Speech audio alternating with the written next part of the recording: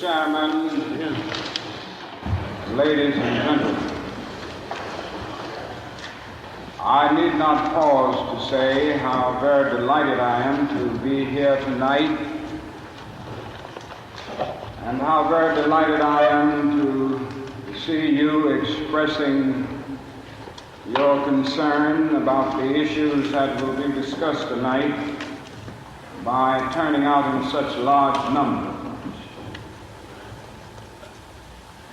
I also want to say that I consider it a great honor to share this program with Dr. Bennett, Dr. Comminger, and Rabbi Heschel, some of the distinguished leaders and personalities of our nation. And of course, it's always good to come back to Riverside Church. Over the last 8 years, I have had the privilege of preaching here almost every year in that period. It is always a rich and rewarding experience to come to this great church and this great pulpit. I come to this magnificent house of worship tonight because my conscience leaves me no other choice. I join you in this meeting because I'm in deepest agreement with the aims and work of the organization which has brought us together, clergy and laymen concerned about Vietnam. The recent statements of your executive committee are the sentiments of my own heart, and I found myself in full accord when I read its opening lines. A time comes when silence is betrayal.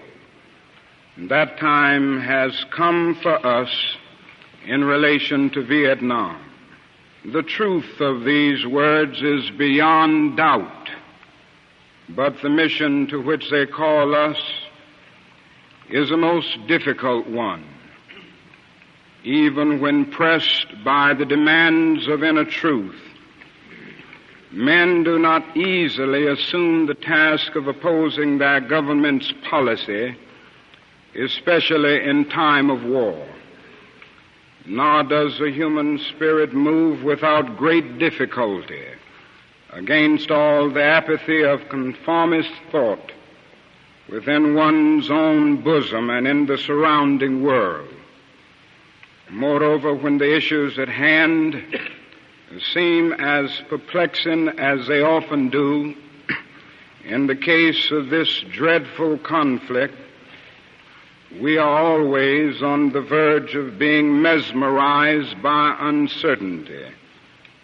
But we must move on. And some of us who have already begun to break the silence of the night have found that the calling to speak is often a vocation of agony. But we must speak. We must speak with all the humility that is appropriate to our limited vision. But we must speak.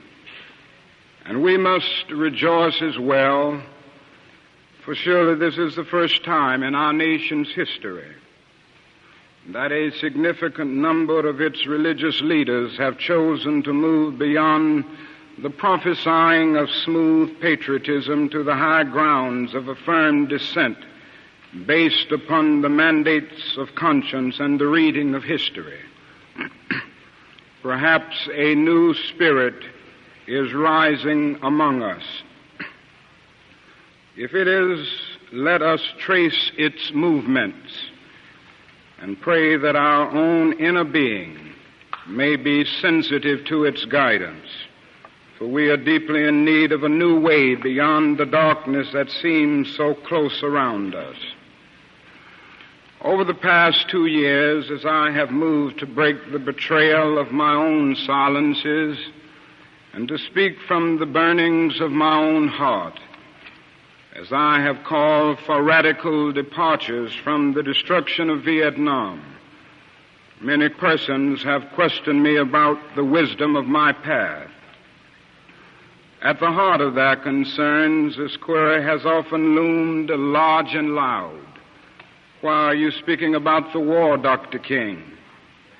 Why are you joining the voices of dissent? Peace and civil rights don't mix, they say. Aren't you hurting the cause of your people, they ask. And when I hear them, though I often understand the source of their concern, I'm nevertheless greatly saddened, for such questions mean that the inquirers have not really known me, my commitment or my calling. Indeed, their questions suggest that they do not know the world in which they live. In the light of such tragic misunderstanding, I deem it of signal importance to try to state clearly, and I trust concisely, why I believe that the path from Dexter Avenue Baptist Church, a church in Montgomery, Alabama, where I began my pastorate, leads clearly to this sanctuary tonight. I come to this platform tonight to make a passionate plea to my beloved nation. This speech is not addressed to Hanoi or to the National Liberation Front. It is not addressed to China or to Russia. Nor is it an attempt to overlook the ambiguity of the total situation and the need for a collective solution to the tragedy of Vietnam. Neither is it an attempt to make North Vietnam or the National Liberation Front paragons of virtue, nor to overlook the role they must play in the successful resolution of the problem. While they both may have justifiable reasons to be suspicious of the good faith of the United States, life and history give eloquent testimony to the fact that conflicts are never resolved without trustful give and take on both sides. Tonight, however, I wish not to speak with Hanoi and the National Liberation Front, but rather to my fellow Americans. That is, at the outset, a very obvious and almost facile connection between the war in Vietnam and the struggle I and others have been waging in America. A few years ago, there was a shining moment in that struggle. It seemed as if there was a real promise of hope for the poor, both black and white, through the poverty program. There were experiments, hopes, new beginnings. Then came the build-up in Vietnam, and I watched this program broken and eviscerated as if it was some idle political plaything of a society gone mad on war. And I knew that America would never invest the necessary funds or energies in rehabilitation of its poor so long as adventures like Vietnam continued to draw men and skills and money like some demonic destructive suction tube. So I was increasingly compelled to see the war as an enemy of the poor and to attack it as such. Perhaps a more tragic recognition of reality took place when it became clear to me that the war was doing far more than devastating the hopes of the poor at home.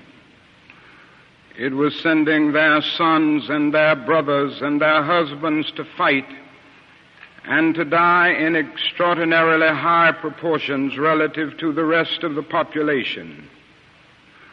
We were taking the black young men who had been crippled by our society and sending them 8,000 miles away to guarantee liberties in Southeast Asia, which they had not found in Southwest Georgia and East Holland. And so we have been repeatedly faced with the cruel irony of watching Negro and white boys on TV screens as they kill and die together for a nation that has been unable to seat them together in the same schools. So we watched them in brutal solidarity, burning the huts of a poor village, but we realized that they would hardly live on the same block in Chicago. I could not be silent in the face of such cruel manipulation of the poor. My third reason moves to an even deeper level of awareness, for it grows out of my experience in the ghettos of the North over the last 3 years, especially the last 3 summers. As I have walked among the desperate, rejected, and angry young men, I have told them that Molotov cocktails and rifles would not solve their problems. I have tried to offer them my deepest compassion while maintaining my conviction that social change comes most meaningfully through nonviolent action. But they ask, and rightly so, what about Vietnam? They ask if our own nation wasn't using massive doses of violence to solve its problems, to bring about the changes it wanted. Their questions hit home, and I knew that I could never again raise my voice against the violence of the oppressed in the ghettos without having first spoken clearly to the greatest purveyor of violence in the world today, my own government.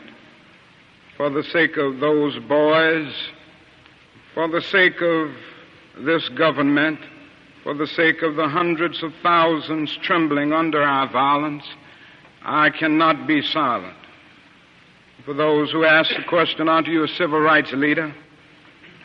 And thereby mean to exclude me from the movement for peace, I have this further answer. In 1957, when a group of us formed the Southern Christian Leadership Conference, we chose as our motto to save the soul of America. We were convinced that we could not limit our vision to certain rights for black people, but instead affirmed the conviction that America would never be free or saved from itself until the descendants of its slaves were loosed completely from the shackles they still wear. In a way, we were agreeing with Langston Hughes, that black Bart of Harlem, who had written earlier, "Oh yes, I say it plain, America never was America to me, and yet I swear this oath, America will be." Now it should be incandescently clear that no one who has any concern for the integrity and life of America today can ignore the present war. If America's soul becomes totally poisoned, part of the autopsy must read Vietnam. It can never be saved so long as it destroys the deepest hopes of men the world over. So it is that those of us who are yet determined that America will be are led down the path of protest and dissent, working for the health of our land. As if the weight of such a commitment to the life and health of America were not enough, another burden of responsibility was placed upon me in 1954, and I cannot forget that the Nobel Peace Prize was also a commission to work harder than I had ever worked before for the brotherhood of man. This is a calling that takes me beyond national allegiances. But even if it were not present, I would yet have to live with the meaning of my commitment to the ministry of Jesus Christ. To me, the relationship of this ministry to the making of peace is so obvious that I sometimes marvel at those who ask me why I am speaking against the war. Could it be that they do not know that the good news was meant for all men, for communists and capitalists, for their children and ours, for black and for white, for revolutionary and conservative? Have they forgotten that my ministry is in obedience to the one who loved his enemies so fully that he died for them? What then can I say to the Viet Cong, or to Castro, or to Mao as a faithful minister of this one? Can I threaten them with death, or must I not share with them my life?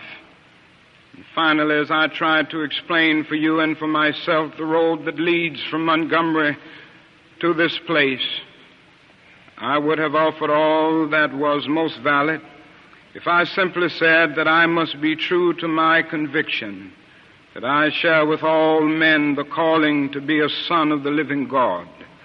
Beyond the calling of race, or nation, or creed, is this vocation of sonship and brotherhood, because I believe that the Father is deeply concerned, especially for His suffering and helpless and outcast children. I come tonight to speak for them. This I believe to be the privilege and the burden of all of us who deem ourselves bound by allegiances and loyalties which are broader and deeper than nationalism, and which go beyond our nation's self-defined goals and positions. We are called to speak for the weak, for the voiceless, for the victims of our nation, and for those it calls enemy. For no document from human hands can make these humans any less our brothers. And as I ponder the madness of Vietnam, and search within myself for ways to understand and respond in compassion, my mind goes constantly to the people of that peninsula. I speak now not of the soldiers of each side, not of the ideologies of the Liberation Front, not of the hunter in Saigon, but simply of the people who have been living under the curse of war for almost 3 continuous decades now. I think of them too, because it is clear to me that there will be no meaningful solution there until some attempt is made to know them and hear their broken cries. They must see Americans as strange liberators. The Vietnamese people proclaimed their own independence in 1945 after a combined French and Japanese occupation and before the Communist Revolution in China. They were led by Ho Chi Minh. Even though they quoted the American Declaration of Independence in their own document of freedom, we refused to recognize them. Instead, we decided to support France in its reconquest of a former colony. Our government felt then that the Vietnamese people were not ready for independence, and we again fell victim to the deadly Western arrogance that has poisoned the international atmosphere for so long.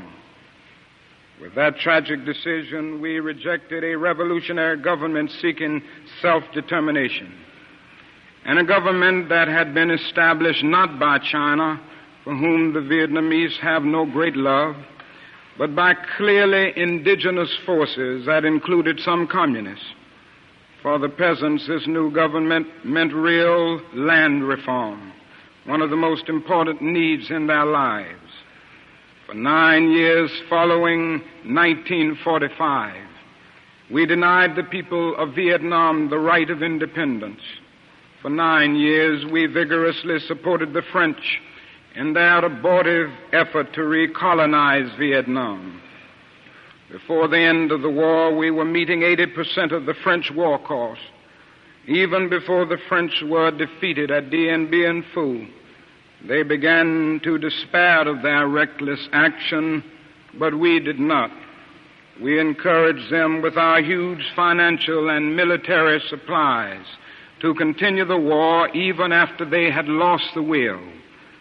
Soon we would be paying almost the full cost of this tragic attempt at recolonization. After the French were defeated, it looked as if independence and land reform would come again through the Geneva Agreement. But instead there came the United States, determined that whole should not unify the temporarily divided nation, and the peasants watched again as we supported one of the most vicious modern dictators, our chosen man, Premier Diem. The peasants watched and cringed as Diem ruthlessly rooted out all opposition, supported bad extortionist landlords, and refused even to discuss reunification with the North. The peasants watched as all this was presided over by United States influence, and then by increasing numbers of United States troops who came to help quell the insurgency that Diem's methods had aroused. When Diem was overthrown, they may have been happy, but the long line of military dictators seemed to offer no real change, especially in terms of their need for land and peace. The only change came from America, as we increased our troop commitments in support of governments which were singularly corrupt, inept, and without popular support. All the while the people read our leaflets and received the regular promises of peace and democracy and land reform. Now they languish under our bombs and consider us not their fellow Vietnamese, the real enemy. They move sadly and apathetically as we herd them off the land of their fathers into concentration camps where minimal social needs are rarely met.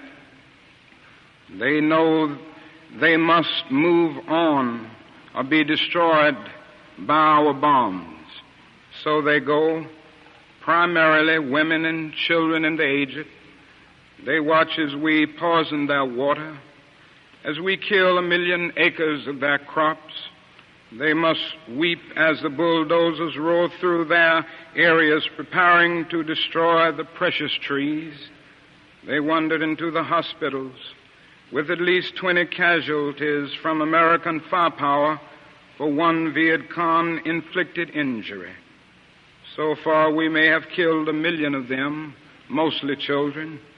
They wander into the towns and see thousands of the children, homeless, without clothes, running in packs on the streets like animals. They see the children degraded by our soldiers as they beg for food. They see the children selling their sisters to our soldiers, soliciting for their mothers. What do the peasants think as we ally ourselves with the landlords, and as we refuse to put any action into our many words concerning land reform? What do they think as we test out our latest weapons on them, just as the Germans tested out new medicine and new tortures in the concentration camps of Europe? Where are the roots of the independent Vietnam we claim to be building? Is it among these voiceless ones? We have destroyed their two most cherished institutions, the family and the village. We have destroyed their land and their crops. We have cooperated in the crushing of the nation's only non-communist revolutionary political force, the unified Buddhist Church. We have supported the enemies of the peasants of Saigon. We have corrupted their women and children and killed their men. Now that is little left to build on save bitterness. What of the National Liberation Front? That strangely anonymous group we call VC or communists?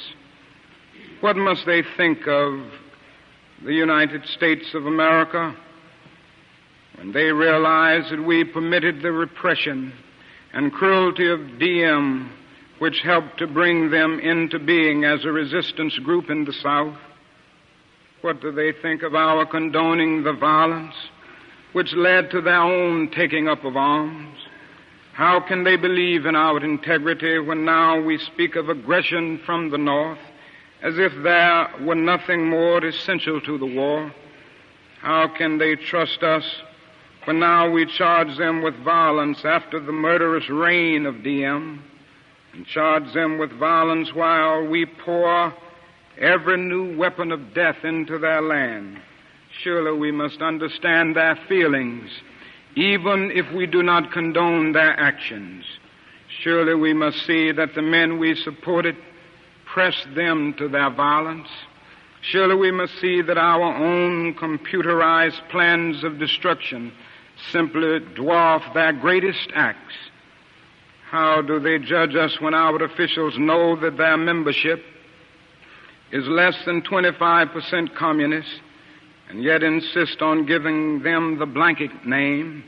What must they be thinking when they know that we are aware of their control of major sections of Vietnam, and yet we appear ready to allow national elections in which this highly organized political parallel government will not have a part? They ask how we can speak of free elections when the Saigon press is censored and controlled by the military junta. And they're surely right to wonder what kind of new government we plan to help form without them, the only party in real touch with the peasants. They question our political goals, and they deny the reality of a peace settlement from which they will be excluded. Their questions are frighteningly relevant. Is our nation planning to build on political myth again and then show it up upon the power of new violence? Here is the true meaning and value of compassion and nonviolence when it helps us to see the enemy's point of view, to hear his questions, to know his assessment of ourselves. For from his view, we may indeed see the basic weaknesses of our own condition, and if we are mature, we may learn and grow and profit from the wisdom of the brothers who are called the opposition. Here is the true meaning and value of compassion and nonviolence when it helps us to see the enemy's point of view, to hear his questions, to know his assessment of ourselves. For from his view, we may indeed see the basic weaknesses of our own condition, and if we are mature, we may learn and grow and profit from the wisdom of the brothers who are called the opposition. So too with Hanoi, in the north, where our bombs now pummel the land, and our mines endanger the waterways, we are met by deep but understandable mistrust. To speak for them is to explain this lack of confidence in Western words, and especially their distrust of American intentions now.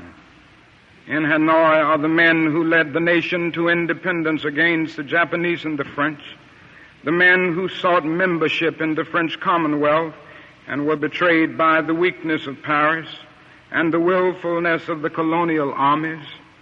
It was they who led a second struggle against French domination at tremendous cost, and then were persuaded to give up the land they controlled between the 13th and 17th parallel as a temporary measure at Geneva. You're listening to Dr. Martin Luther King Jr. on Beyond Vietnam. This is Alternative Radio. You can order copies of this program by calling the following toll-free number, 1-800-444-1977. Again, that toll-free number is 1-800-444-1977. Stay tuned at the end for complete details on ordering. After 1954, they watched us conspire with Diem to prevent elections which could have surely brought Ho Chi Minh to power over a united Vietnam. And they realized they had been betrayed again. When we ask why they do not leap to negotiate, these things must be remembered. Also, it must be clear that the leaders of Hanoi considered the presence of American troops in support of the Diem regime to have been the initial military breach of the Geneva Agreements concerning foreign troops. And they remind us that they did not begin to send troops in large numbers and even supplies into the South until American forces had moved into the tens of thousands. And nor remembers how our leaders refused to tell us the truth about the earlier North Vietnamese overtures for peace, how the President claimed that none existed when they had clearly been made. Ho Chi Minh has watched as America has spoken of peace and built up its forces. And now he has surely heard the increasing international rumors of American plans for an invasion of the North. He knows the bombing and shelling and mining we are doing a part of traditional pre-invasion strategy. Perhaps only his sense of humor and of irony can save him when he hears the most powerful nation of the world speaking of aggression as it drops thousands of bombs on a poor, weak nation more than 8,000 miles away from its shores. At this point, I should make it clear that while I have tried in these last few minutes to give a voice to the voiceless in Vietnam, and to understand the arguments of those who are called enemy, I am as deeply concerned about our own troops there as anything else. For it occurs to me that what we are submitting them to in Vietnam is not simply the brutalizing process that goes on in any war where armies face each other and seek to destroy.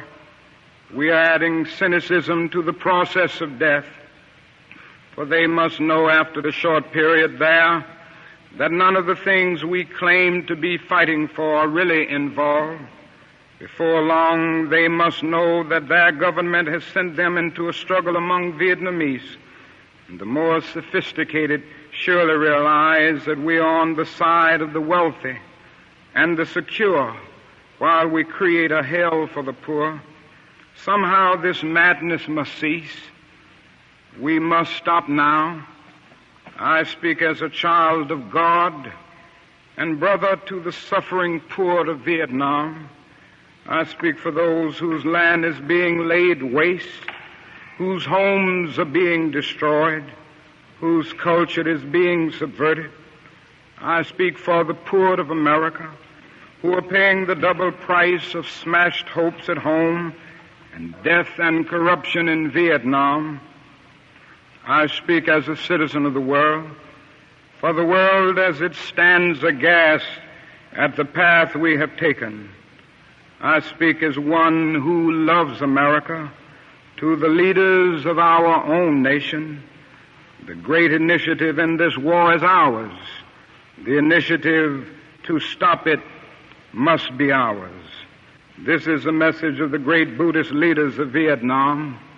Recently, one of them wrote these words, and I quote, "Each day the war goes on, the hatred increases in the heart of the Vietnamese and in the hearts of those of humanitarian instinct.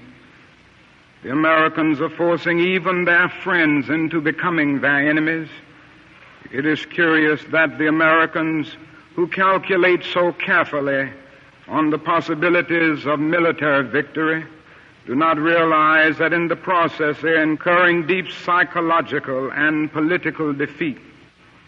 The image of America will never again be the image of revolution, freedom, and democracy, but the image of violence and militarism," unquote. If we continue, there will be no doubt in my mind and in the mind of the world that we have no honorable intentions in Vietnam.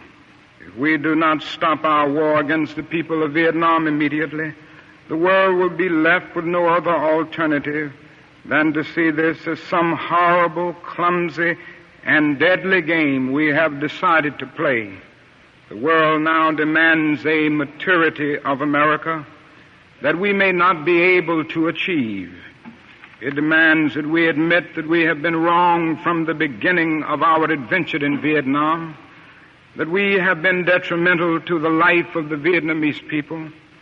The situation is one in which we must be ready to turn sharply from our present ways in order to atone for our sins and errors in Vietnam. We should take the initiative in bringing a halt to this tragic war and set a date that we will remove all foreign troops from Vietnam in accordance with the 1954 Geneva Agreement. Part of our ongoing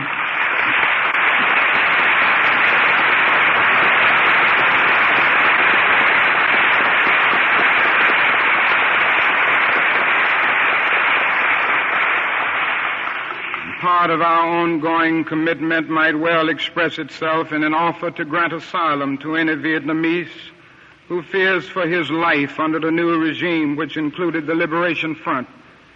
Then we must make what reparations we can for the damage we have done. We must provide the medical aid that is badly needed, making it available in this country if necessary. Meanwhile,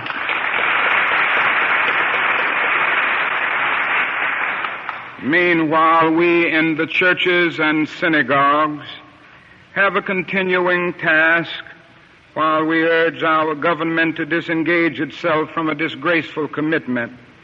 We must continue to raise our voices and our lives if our nation persists in its perverse ways in Vietnam. We must be prepared to match actions with words by seeking out every creative method of protest possible. These are the times for real choices and not false ones.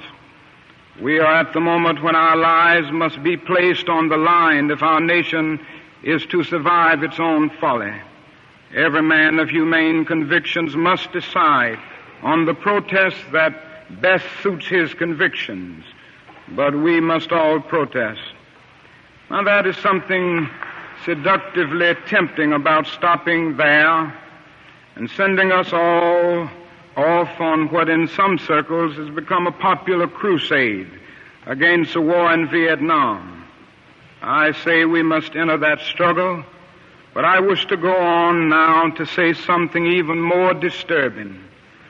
The war in Vietnam is but a symptom of a far deeper malady within the American spirit. And if we ignore this sobering reality,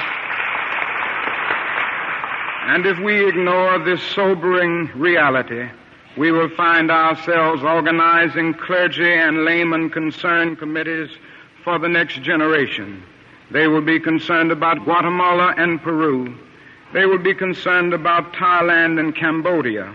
They will be concerned about Mozambique and South Africa. We will be marching for these and a dozen other names and attending rallies without end unless there is a significant and profound change in American life and policy.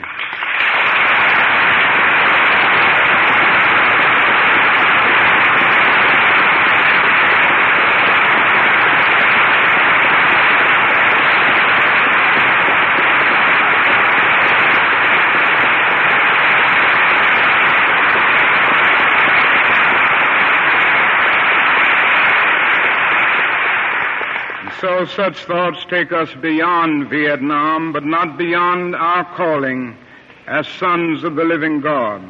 In 1957, a sensitive American official overseas said that it seemed to him that our nation was on the wrong side of a world revolution. During the past 10 years, we have seen emerge a pattern of suppression which has now justified the presence of U.S. military advisors in Venezuela. This need to maintain social stability for our investments accounts for the counter-revolutionary action of American forces in Guatemala.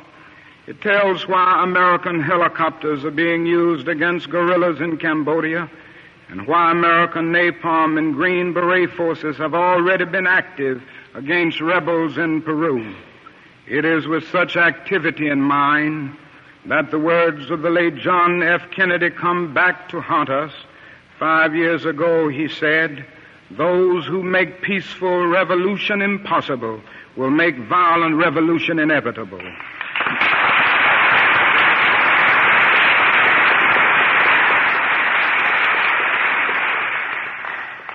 Increasingly by choice or by accident, this is the role our nation has taken. the role of those who make peaceful revolution impossible by refusing to give up the privileges and the pleasures that come from the immense profits of overseas investments. I am convinced that if we are to get on the right side of the world revolution, we as a nation must undergo a radical revolution of values. We must rapidly begin the shift from a thing-oriented society to a person-oriented society, when machines and computers, profit motives and property rights are considered more important than people. The giant triplets of racism, extreme materialism, and militarism are incapable of being conquered. A true revolution of values will soon cause us to question the fairness and justice of many of our past and present policies. On the one hand, we are called to play the Good Samaritan on life's roadside, but that will be only an initial act. One day we must come to see that the whole Jericho road must be transformed so that men and women will not be constantly beaten and robbed as they make their journey on life's highway. True compassion is more than flinging a coin to a beggar. It comes to see that an edifice which produces beggars needs restructuring.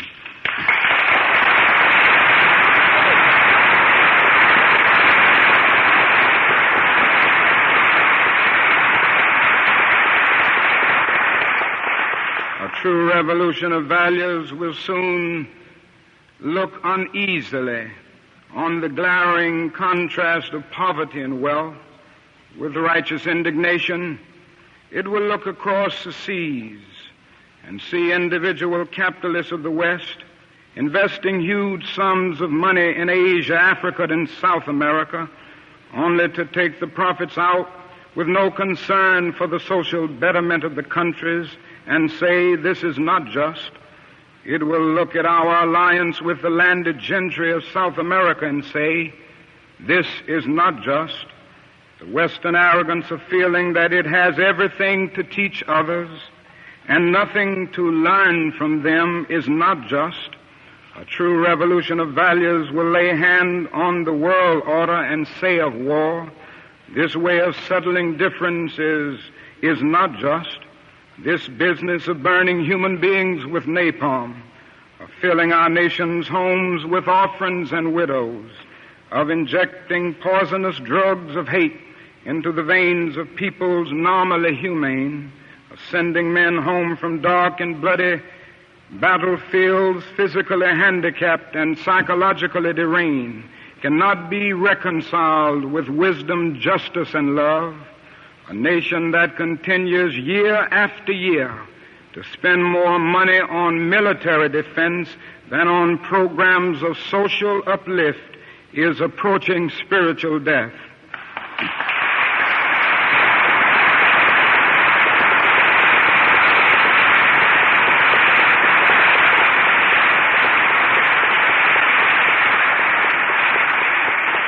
America, the richest and most powerful nation in the world, can well lead the way in this revolution of values. That is nothing except a tragic death wish to prevent us from reordering our priorities so that the pursuit of peace will take precedence over the pursuit of war. There's nothing to keep us from molding a recalcitrant status quo with bruised hands until we have fashioned it into a brotherhood. These are days which demand wise restraint and calm reasonableness. These are revolutionary times. All over the globe, men are revolting against old systems of exploitation and oppression. And out of the wombs of a frail world, new systems of justice and equality are being born. The shirtless and barefoot people of the land are rising up as never before. The people who sat in darkness have seen a great light. We in the West must support these revolutions. It is a sad fact that because of comfort, complacency, a morbid fear of communism, and our proneness to adjust to injustice, the Western nations that initiated so much of the revolutionary spirit of the modern world have now become the arch anti-revolutionaries. This has driven many to feel that only Marxism has a revolutionary spirit. Therefore, communism is a judgment against our failure to make democracy real and follow through on the revolutions that we initiated. Our only hope today lies in our ability to recapture the revolutionary spirit and go out into a sometimes hostile world, declaring eternal hostility to poverty, racism, and militarism. With this powerful commitment, we shall boldly challenge the status quo and unjust mores, and thereby speed the day when every valley shall be exalted and every mountain and hill shall be made low, and the crooked shall be made straight and the rough places plain. A genuine revolution of values means, in the final analysis, that our loyalties must become ecumenical rather than sectional. Every nation must now develop an overriding loyalty to mankind as a whole in order to preserve the best in their individual societies. This call for worldwide fellowship that lifts neighborly concern beyond one's tribe, race, class, and nation is in reality a call for an all-embracing and unconditional love for all mankind. This oft misunderstood, this oft misinterpreted concept, so readily dismissed by the Nietzsches of the world as a weak and cowardly force, has now become an absolute necessity for the survival of man. When I speak of love, I'm not speaking of some sentimental and weak response. I'm not speaking of that force which is just emotional bosh. I'm speaking of that force which all of the great religions have seen as the supreme unifying principle of life. Love is somehow the key that unlocks the door which leads to ultimate reality. This Hindu, Muslim, Christian, Jewish, Buddhist belief about ultimate reality is beautifully summed up in the first epistle of St. John. Let us love one another, for love is God, and every one that loveth is born of God and knoweth God. He that loveth not knoweth not God, for God is love. If we love one another, God dwelleth in us, and His love is perfected in us. Let us hope that this spirit will become the order of the day. We can no longer afford to worship the god of hate, or bow before the altar of retaliation. The oceans of history are made turbulent by the ever-rising tides of hate. History is cluttered with the records of nations and individuals that pursued this self-defeating path of hate. As Arnold Toynbee says, love is the ultimate force that makes for the saving choice of life and good against the damning choice of death and evil. Therefore, the first hope in our inventory must be the hope that love is going to have the last word, unquote. We are now faced with the fact, my friends, that tomorrow is today. We are confronted with the fierce urgency of now. In this unfolding conundrum of life and history, that is such a thing as being too late.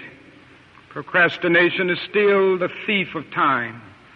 Life often leaves us standing bare, naked, and dejected with a lost opportunity. The tide in the affairs of men does not remain at flood, it ebbs. We may cry out desperately for time to pause in her passage, but time is adamant to every plea and rushes on. Over the bleached bones and jumbled residues of numerous civilizations are written the pathetic words, too late. That is an invisible book of life that faithfully records our vigilance or our neglect, Omar Khayyam is right. The moving finger writes, and having writ moves on. We still have a choice today. Nonviolent coexistence, a violent co-annihilation. We must move past indecision to action. We must find new ways to speak for peace in Vietnam and justice throughout the developing world, a world that borders on our doors. If we do not act, we shall surely be dragged down the long, dark, and shameful corridors of time, reserved for those who possess power without compassion, might without morality, and strength without sight. Now let us begin. Now let us rededicate ourselves to the long and bitter but beautiful struggle for a new world. This is the calling of the sons of God, and our brothers wait eagerly for our response. Shall we say the odds are too great? Shall we tell them the struggle is too hard? Will our message be that the forces of American life militate against their rival as full men, and we send our deepest regrets? Or will there be another message of longing, of hope, of solidarity with their yearnings, of commitment to their cause, whatever the cost? The choice is ours, and though we might prefer it otherwise, we must choose in this crucial moment of human history. As that noble bard of yesterday, James Russell Lowell, eloquently stated, once to every man and nation comes a moment to decide in the strife of truth and falsehood for the good or evil side. Some great cause, God's new Messiah, often eats the gloom of blight, and the choice goes by forever twixt that darkness and that light. Though the cause of evil prosper, yet 'tis truth alone is strong. Though her portion be the scaffold, and upon the throne be wrong, yet that scaffold sways the future, and behind the dim unknown standeth God within the shadow, keeping watch above his own. And if we will only make the right choice, we will be able to transform this pending cosmic elegy into a creative psalm of peace. If we will make the right choice, we will be able to transform the jangling discords of our world into a beautiful symphony of brotherhood. If we will but make the right choice, we will be able to speed up the day all over America and all over the world, when justice will roll down like waters and righteousness like a mighty stream.